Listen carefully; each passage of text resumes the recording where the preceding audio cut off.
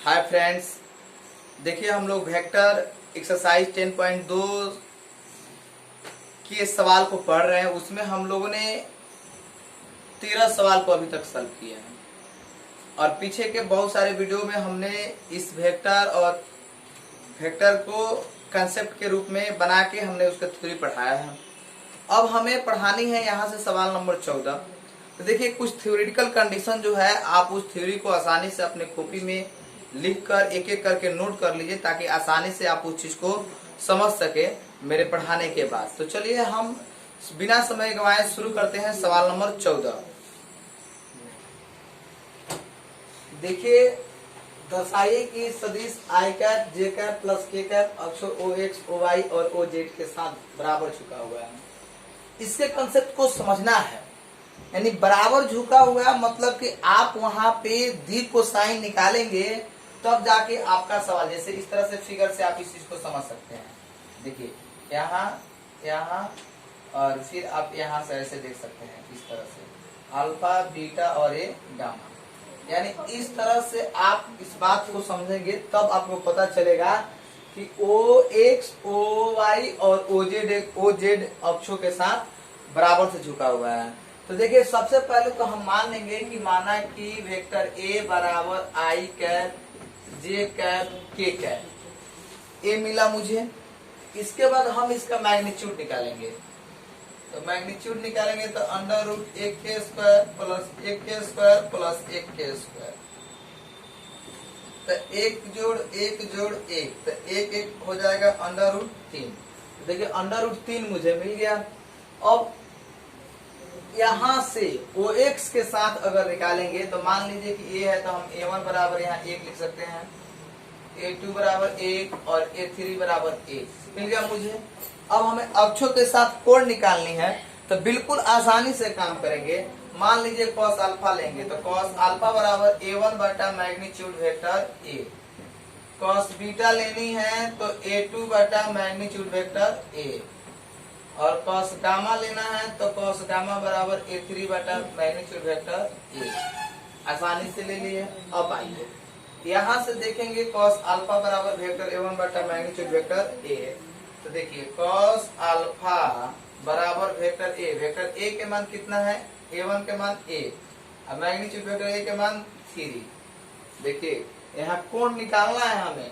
हमने एक चीज देख लिया है कि कॉस अल्फा और 1/√3, क्योंकि यहाँ पर मैग्नीट्यूड a के मान √3 मिला हुआ है। फिर चलिए यहाँ पे कॉस बीटा, तो यहाँ a2 के मान 1 बटा मैग्नीट्यूड वेक्टर 3 हो जाएगा। यहाँ कॉस गामा तो 1 बटा अंडर√3 हो जाएगा। आसानी से हमें ये वैल्यू मिल गया।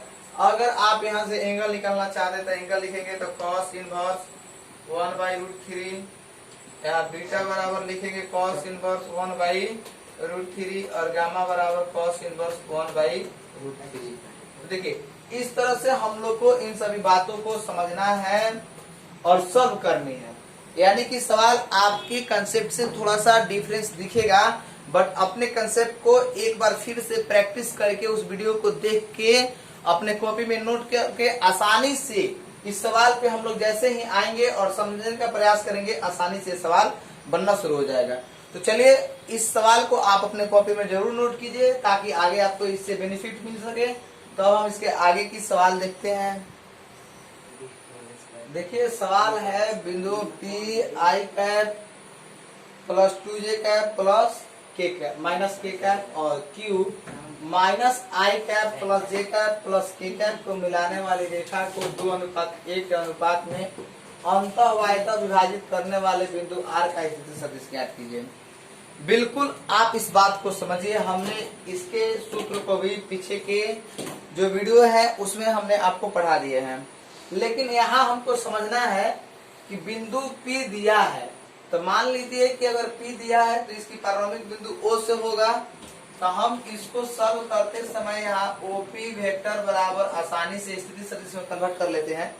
बिंदु P दिया है तो स्थिति सदिश OP कर लेते हैं। तो OP करने के बाद हमारा बचेगा i cap plus 2j cap minus k cap. एक चीज मिला। इसके बाद यहाँ OQ वेक्टर मिलेगा minus i cap j cap plus k cap O Q मिलेगा। अब देखिए अंत और वाह्यता विभाजन करने वाले, जबकि यहाँ पर आपको अनुपात विभाजित करने वाले एम अनुपात एन बराबर 2:1 के मान दिया है। एम अनुपात एन बराबर 2:1 के मान दिया है। तो देखिए अब इस चीज को हमें सॉल्व करना है। तो सॉल्व करने के लिए हम लिखेंगे यहाँ पे, यदि आप जरा सा इस बात को समझ सकते हैं, हमने सूत्र पढ़ाया है अंत विभाजन का। अंत विभाजन सूत्र आर बराबर स्थिति सदिश दिया है कि आर का स्थिति सदिश था, आर बराबर OP vector into N plus O Q into N बटा एम प्लस एन। यही होता है यहाँ का कंसेप्ट, यानी एम इंटू ओ पी, या आप इसको ऐसे भी लिख सकते हैं M into O P vector plus N into O Q vector बटा एम प्लस एन। अब इस चीज को आप अगर बेहतरीन ढंग से देखना चाहते हैं तो आप जाके पीछे के वीडियो में देखिए, हमने इस चीज को पढ़ाया है। अब यहाँ एम के मान देखना है, तो एम के मान मुझे क्या मिला 2, और ओपी के मान क्या मिला आई cap 2j cap minus k cap, N के मान क्या मिला 1, और ओक्यू के मान क्या मिला minus i cap j cap के कैप बटा एम प्लस एन। तो 2 प्लस क्या हो जाएगा 1, तो 2 प्लस 1 लिख लिए। अब इस चीज को अगर हमें यहाँ पर गुना करना होगा, बिल्कुल आसानी से गुना करेंगे 2i 2 दूना 4 जे कैप माइनस 2 के cap minus i cap plus j cap plus k cap बटा 2 और 1 कितना हो जाएगा 3। अब चलिए, अब यहाँ से 2i कैप में से एक आई कैप जाएगा तो बच जाएगा आई कैप, 4j में से 4j प्लस 1 तो 5j, और यहाँ माइनस 2k प्लस k तो माइनस k कैप और 2 1 3। यानी r के स्थिति सदिश ऐसे हम लोग इसको इस तरह से भी लिख सकते हैं 1/3 i cap 5/3 j cap 1/3 k cap, यानी r का स्थिति सदिश हमने लिख लिया। अब यहाँ से हमें वाह्य विभाजन निकालने हैं, तो बिल्कुल घबराने की आवश्यकता नहीं है। वाह्य विभाजन के सूत्र यही होता है, लेकिन यहाँ प्लस के जगह पर क्या हो जाएगा माइनस। तो देखिए हम लिख देते हैं वाह्य विभाजन एक्सटर्नल सेक्शन फॉर्मूला, वाह्य विभाजन आसानी से लिख सकते हैं कि R M into O P vector minus N into O Q बटा एम माइनस एन। ये हमारा वाह्य विभाजन है, एक्सटर्नल सेक्शन फॉर्मूला। आप यहाँ से आसानी से इस वैल्यू को पुट कीजिएगा, रिजल्ट आसानी से मिल जाएगा। लेकिन इस तरह से हम लोग जो है, अब आप इस सवाल को आसानी से यहाँ पे हमने लिखा है, आप इसको बना लेंगे। इसके बाद जो सवाल बाकी रह गया, जैसे इस सवाल को हमने लिखा वाह्य विभाजन सूत्र वाला, यहाँ भी ओपी के मान दिया है, ओक्यू के मान और एन के मान आपको पता है। आप आसानी से क्या करेंगे कि इसमें वैल्यू पुट करेंगे और इसको सॉल्व करेंगे, तो आपका वाह्य विभाजन सूत्र से इसका रिजल्टेंस जो है बिल्कुल आसानी से मिल जाएगा। और ये जो है आपका इसका मान मिल गया अंत विभाजन सूत्र का। अब इसके आगे की जो सवाल है हम उसको सॉल्व करेंगे, लेकिन उसके पहले हम आपको ये बता दें कि आप इस सवाल को जरूर लिखिए अपने कॉपी में, ताकि आगे भी आपको इस सवाल से आप आसानी से प्रैक्टिस कर सकें। तो चलिए अब हम आगे की सवाल को देखते हैं। सवाल है दो बिंदुओं P 2,3,4 और Q 4,1,-2 को मिलाने वाले सदिश का मध्य बिंदु ज्ञात कर। देखिए मध्य बिंदु निकालने के लिए हम आसानी से सूत्र अप्लाई कर देंगे कि मध्य बिंदु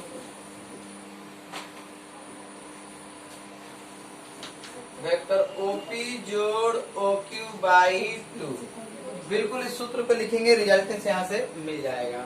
तो यहाँ दो बिंदु P है, तो यहाँ पर हम सॉल्व करके लिखेंगे कि OP वेक्टर बराबर 2i cap 3j cap plus 4k cap, ये OP वेक्टर है।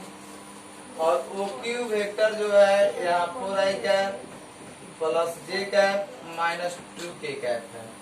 यानी हमने क्या किया कि इसको स्थिति सदिश में कन्वर्ट कर लिया। आप समझ रहे हैं, P कोई बिंदु है और वो P वेक्टर क्या है, स्थिति सदिश है। यहाँ Q भी कोई बिंदु था और OQ वेक्टर क्या है, स्थिति सदिश है। अब यहाँ से हमें दोनों बिंदुओं को मिलाने वाले यानी कि OP और OQ, वेक्टर OP और वेक्टर OQ को मिलाने वाले बिंदुओं का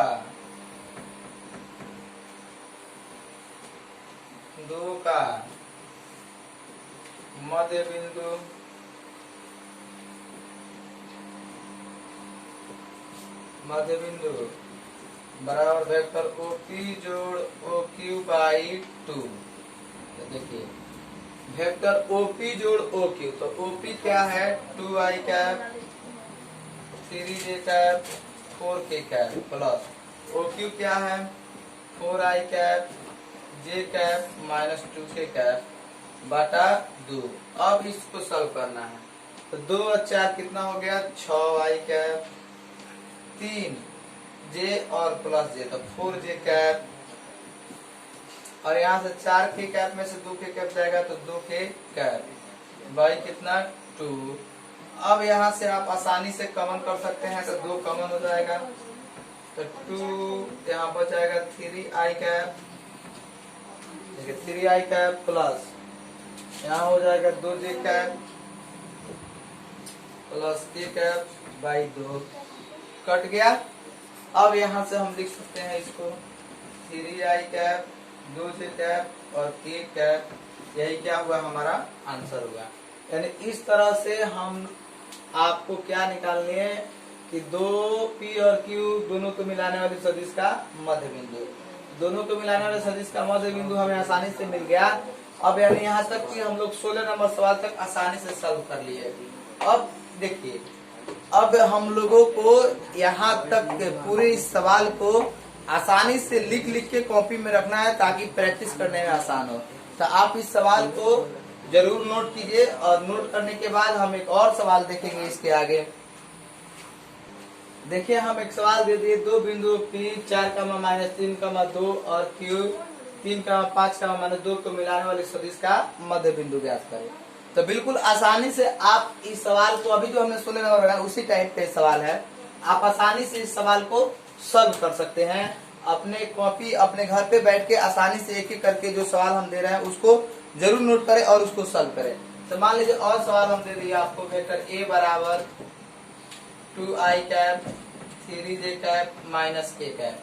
अब देखिए वेक्टर A दे दिए, अब यहाँ से हम वेक्टर A के अनुदिश इकाई सदिश ज्ञात करने के लिए बोल दिए के अनुदिश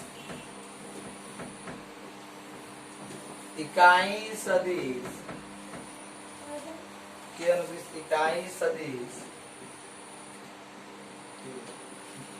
ज्ञात करें। देखिए वेक्टर A के मान मिल गया, अब इसका अनुदिश इकाई सदिश निकालनी है। तो बिल्कुल आप एक एक करके इन सभी सवालों को जरूर सॉल्व करें। तो फिर जब हम अगले वीडियो में आएंगे तो इसके आगे के सवाल को सॉल्व करेंगे। तो तब तक के लिए धन्यवाद, फिर मिलेंगे हम आपसे अगले वीडियो में।